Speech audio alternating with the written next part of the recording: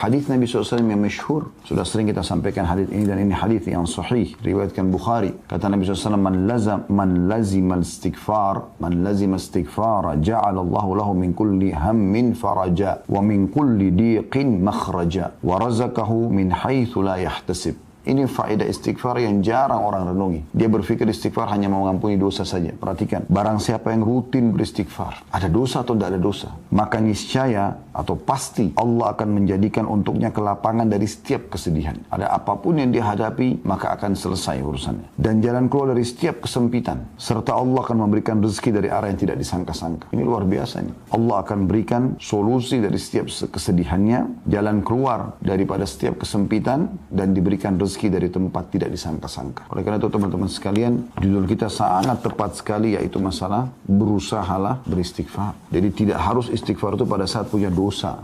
Ya. Walaupun tidak sedang melakukan dosa, dianjurkan selalu melazimkan atau merutinkan istighfar. Yang terakhir teman-teman sekalian yang kita bahas adalah beberapa dalil yang mulia.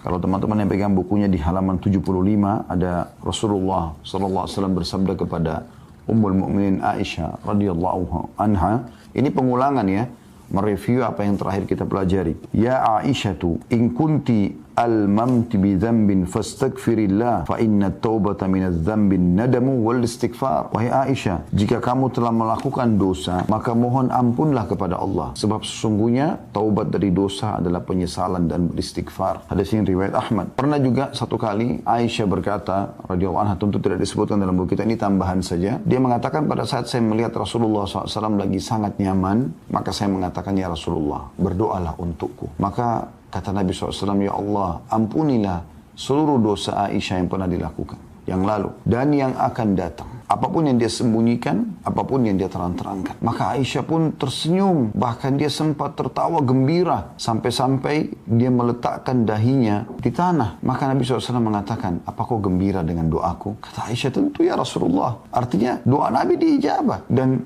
belum Aisyah melakukan sudah dimaafkan. Itu permohonan suami yang saleh, seorang nabi yang mulia, pimpinan adab untuk seorang wanita, khusus lagi buat dia.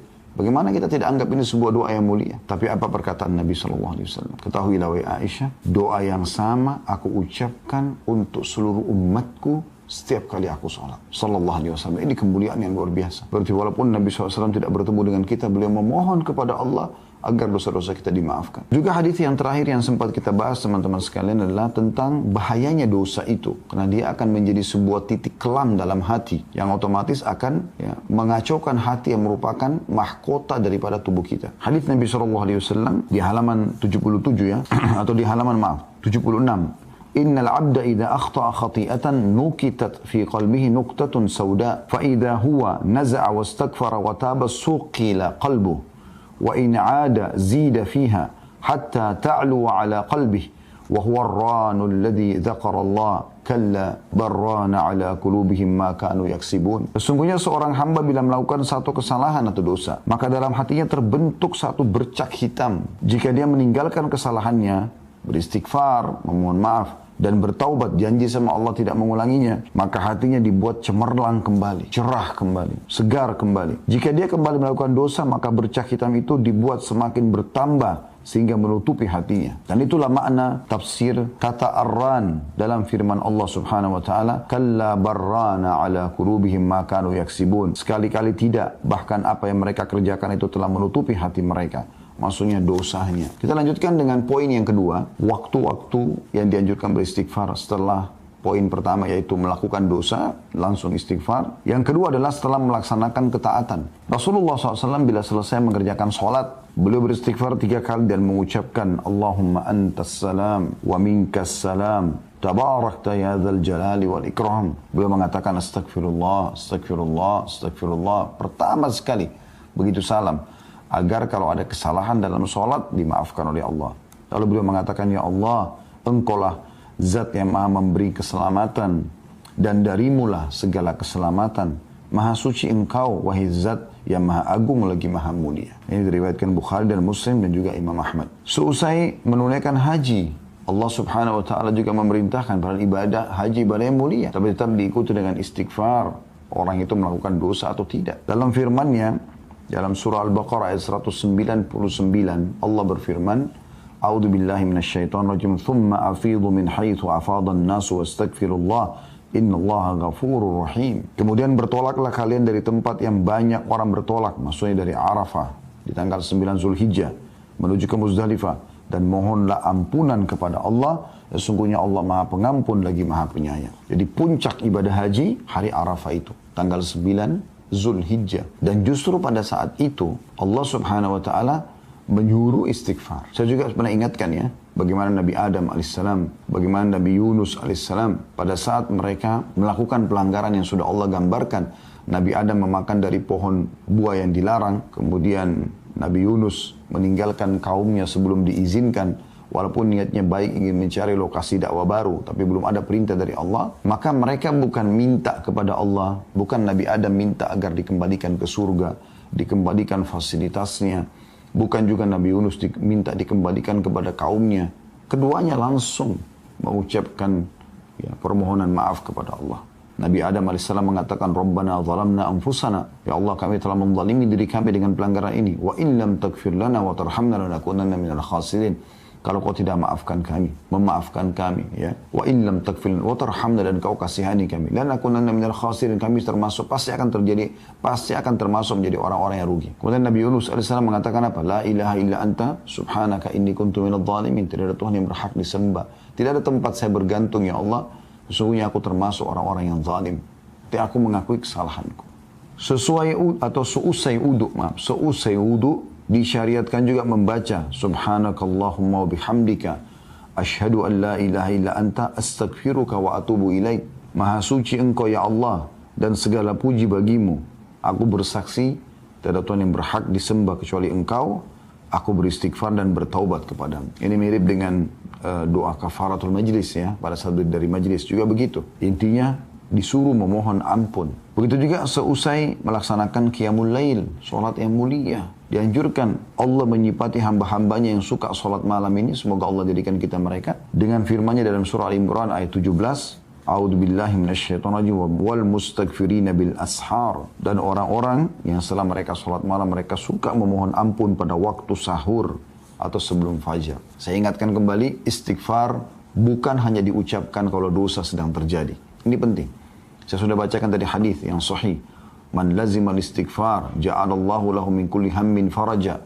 Siapa yang selalu rutin melakukan istighfar, Allah akan berikan, ya, kalau kita bahasakan, kegembiraan setelah kesedihan. Wa min kulli dhiqin makhraja, dan dari setiap kesempitan jalan keluar. Wa razaqahullah min haitsu lam yahtasib, dan Allah akan berikan dia rezeki dari tempat dia tidak sangka-sangka. Jadi istighfar mendatangkan rezeki. Istighfar memberikan kegembiraan pada saat kita sedang sedih. Istighfar akan memberikan solusi dari permasalahan yang sedang kita hadapi. Ada seorang diceritakan di Pakistan, ya. Ini kisah dinukil oleh Syekh Hasan bin Ahmad bin Hasan, ya. Kebetulan beliau tulis buku tentang keajaiban sedekah dan istighfar. Di kisah beliau terakhir di buku itu saya sempat baca. Dia cerita tentang ada seorang di Pakistan terjadi gempa, dan dia menceritakan kisahnya. Pada saat dia sedang selesai sholat, kemudian dia ingin rebahan di malam hari, tiba-tiba terjadi gempa. Dan itu hitungan menit saja. Bahkan tiba-tiba dinding-dinding rumah retak, atap-atap mulai rubuh. Dan orang ini mengatakan, saya tidak tahu harus berbuat apa lagi. Tapi akhirnya lisannya diilhamkan oleh Allah untuk mengatakan istighfar. Astagfirullah, astagfirullah. Sudah pasrah saja. Karena nggak mungkin lari. Lagi berubuh, lagi runtuh bangunan tersebut. Maka setelah selesai gempa itu dalam hitungan menit, subhanallah, rumah semua runtuh, kecuali atap yang dia ada di bawahnya. Hanya itu yang bertahan. Dengan sedikit tembok yang menahannya. Kemudian dia bilang dia bisa keluar dari permasalahan itu. Beliau juga mengangkat kisah ada seseorang yang sudah lama menikah, tidak punya keturunan. Lalu dia komitmen dengan istrinya, sekarang kita perbanyak istighfar. Bukan istighfar saja, perbanyak istighfar dengan kehadiran hati, lalu mohon kepada Allah Subhanahu wa ta'ala. Setelah mereka komitmen dan keajaiban terjadi setelah 10 tahun atau sekian tahun menikah tidak punya anak, hamil, punya anak. Lalu begitu selesai masa nifas, suaminya mengatakan, saya mengingatkan, kebetulan dia berikan nama anak pertama Yusuf, maka dia berjulukan Abu Yusuf sekarang karena sudah punya anak. Istrinya Ummu Yusuf, dia mengatakan, saya ingat ke Ummu Yusuf, kita sudah lama nggak punya anak. Bagaimana kalau kita praktekkan lagi istighfar ini dengan kehadiran hati, dengan serius, perbanyak, supaya kita diberikan anak yang kedua. Dan betul setelah masa nifas itu hanya beberapa hari, terhitung sudah hamil lagi. Terus saja begitu sampai mereka punya beberapa orang anak. Sampai waktu sudah punya anak sekian banyak, sempat Ummu Yusuf mengatakan, kita berhentikan dulu amalan ini. Bukan berhentikan istighfarnya, maksudnya istighfar khusus untuk minta keturunan. Biarkan anak-anak kita besar dulu. Setelah mereka besar sedikit, kemudian dia pun memohon lagi kepada Allah dan hamil lagi istri. Selama itu bukan bentrok dengan sunnatullah, peraturan yang Allah buat teman-teman sekalian. Seperti misalnya Anda istighfar minta supaya malam hilang. Itu nggak mungkin terjadi, karena itu sunnatullah, peraturan Allah yang nggak mungkin berubah. Atau Anda memohon istighfar kepada Allah agar jenis kelamin laki-laki, kalau Anda perempuan hilang. Nggak mungkin, sudah sunnatullah. Nggak mungkin. Atau hilang, tidak ada kematian. Nggak mungkin. Jadi, selama bukan bentrok sama sunnatullah, maka tidak ada yang mustahil bagi sang pencipta Allah. Berita gembira bagi Anda yang belum punya keturunan, yang belum punya pasangan, yang terlilit utang, yang selalu merasa kesedihan, yang masih kena sihir dan belum sembuh, yang semuanya istighfar. Tapi istighfar yang benar-benar tutup mata Anda, renungi, tulus ikhlaskan niat astaghfirullahaladzim alladzi la ilaha illa huwal hayyul qayyum wa atubu ilaih. Jadi ini luar biasa teman-teman sekalian. Jadi memang istighfar itu bukan hanya sekedar memaafkan, bukan hanya sekedar pengakuan penyesalan, permohonan maaf kepada Allah pada saat kita berdosa, tapi memang untuk memberikan solusi dari setiap permasalahan kita. Bahkan Nabi SAW mengatakan tadi memberikan rezeki dari tempat tidak disangka-sangka. Jadi istighfar sekali lagi, saya ulangi, bukan hanya sekedar kalau kita berbuat dosa, tapi rutinkan, berusaha agar selalu istighfar setiap saat. Karena manfaatnya besar sekali. Perhatikan Allah jelaskan dalam Al-Quran, dalam surah An-Nashr, kemenangan. Ayat 1 sampai ayat 3. A'udzu billahi minasyaitonir rajim. Idza ja'a nasrullahi wal fath wa ra'aitan nasa yadkhuluna fi dinillahi afwaja fasabbih bihamdi rabbika wastaghfirhu innahu kana tawwaba. Yang artinya apabila telah datang pertolongan Allah dan kemenangan, apabila telah datang pertolongan Allah dan kemenangan, dan engkau melihat hai Muhammad manusia berbondong-bondong masuk agama Allah, maka bertasbihlah kepada Tuhanmu dengan memuji Tuhanmu dan memohon ampunlah, istighfarlah. Sesungguhnya Dia Maha menerima taubat hamba-hambanya. Harusnya kita ini, walaupun kita sudah merasa maksimal dalam mengerjakan ibadah, contoh misalnya kita sholat wajib, kita sudah berusaha untuk khusyuk, menjaga gerakan, menjaga bacaan. Tapi setelah salam, yang pertama diucapkan istighfar. Tadi sudah kita sebutkan. Jadi itu ajaran Nabi SAW. Berarti memang ada sesuatu dengan istighfar ini. Tadi sudah kita sebutkan, setelah haji, setelah sholat malam, semua disuruh istighfar. Bahkan Nabi SAW, tadi dalam surah An-Nashr kita baca, surah An-Nasr, maaf. Ya, kadang-kadang lisan kita salah dalam mengucapkan, bukan disengaja ya. Kalau nasyar itu menyebarkan, an-nasr itu kemenangan. Kayak ini an-nasr pakai shad. Maka dalam surah An-Nasr Allah subhanahu wa ta'ala menekankan masalah itu. Pada saat Nabi SAW berhasil menaklukkan kota Mekah, kemudian beliau setelah itu melaksanakan peperangan lanjutan yaitu perang Hunain dan mengalahkan suku Hawazim, suku yang besar setelah Quraisy. Maka dua suku besar di Jazirah Arab sudah takluk. Bahkan panglima perangnya masuk Islam pada saat itu. Kemudian beliau menuju ke Tabuk, menyerang wilayah Romawi. Setelah beliau pulang, bisa dikatakan hampir seluruh Jazirah Arab takluk kepada Nabi SAW. Maka pada saat itu manusia berbondong-bondong datang. Ada yang memang karena hatinya tersentuh mendapat hidayah Islam, ada yang takut kepada kaum muslimin. Maka manusia berbondong-bondong datang masuk Islam. Allah mengatakan, pada saat kemenangan Allah sudah datang, hai Muhammad, dan kau melihat manusia berbondong-bondong masuk ke agama Allah, maka bertasbihlah kepada Tuhanmu. Bilang subhanallah, maha suci Allah. Walhamdulillah, segala puji bagi Allah. Kemudian beristighfarlah. Wastaghfiruh. Nabi disuruh istighfar. Karena jangan sampai nanti ini bisa membuat riya, bisa membuat sombong. Istighfar membuat kita lebih merendah. Karena Allah maha menerima taubat hambanya. Makanya Nabi Muhammad SAW pada saat masuk ke Mekah, beliau menundukkan kepalanya SAW yang mulia sampai terlihat seakan-akan batang leher beliau ini itu sama rata dengan bagian tengah kepalanya SAW. Karena merendahnya kepada Allah Subhanahu Wa Taala. Yang ketiga, dalam zikir-zikir rutin harian, kata beliau ini yang dianjurkan istighfar. Doa-doa sholat pada umumnya berisi istighfar. Misalnya dalam doa istiftah, dalam doa sujud, kan itu doa iftitah misalnya, itu istiftah itu kan Allahumma ba'id baini wa baina khataaya, ya Allah jauhkan antara aku dengan dosaku, gitu kan. Itu termasuk memohon ampun. Di antara doa sujud, Rabbighfirli warhamni, Rabbighfirli, ya Allah ampunilah aku, warhamni, kasihanilah aku, dan seterusnya. Dalam ruku dan sujud ada subhanakallahumma bihamdika Allahumma gfirli. Ini salah satu doa ruku yang sama juga dengan doa sujud. Maha suci engkau ya Allah, ampunilah dosa-dosaku, gitu kan. Ketika Abu Bakar radhiyallahu anhu memohon atau meminta kepada Nabi SAW agar mengajarinya doa yang akan dia ucapkan dalam sholat khusus, Abu Bakar minta doa khusus, ya Rasulullah, saya minta doa khusus dari Anda. Saya baca dalam solat saya. Lalu Nabi SAW memerintahkan membaca Allahumma inni zalamtu nafsi zulman kathiran wa la yakfiru dhunuba illa ant faghfirli min indika warhamni innaka antal ghafurur rahim. Ya Allah, sungguhnya aku telah banyak berbuat kezaliman, dosa maksudnya, kepada diriku, dan tidak ada yang mengampuni dosa-dosa selain engkau. Maka ampunilah aku dengan ampunan dari sisimu dan rahmatilah aku. Sesungguhnya engkau maha pengampun lagi maha penyayang.